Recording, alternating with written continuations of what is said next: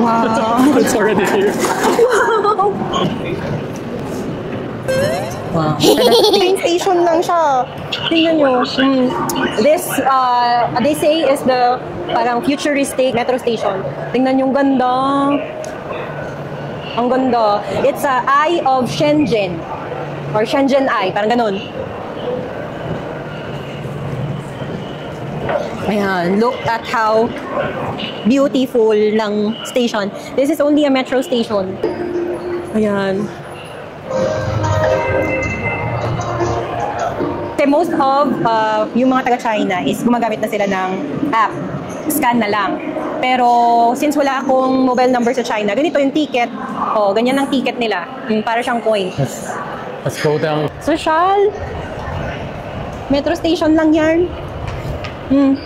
Tingnan mo yung mga structure. Okay, so let's go down.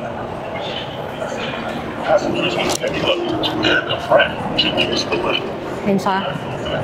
So yun, ang daming tao. Parang this is like the center. Ayan. Ayan ang famous na Eye of Shenzhen. Most of the foreigners do vlogs. Ayan. Pupunta talaga dito. Sinasadya yung station na to para i-vlog. Ayan. Ganyan siya kaganda. Ang ganda. Wow. Look at that. Thank you for watching. Don't forget, follow us for more China travel vlogs.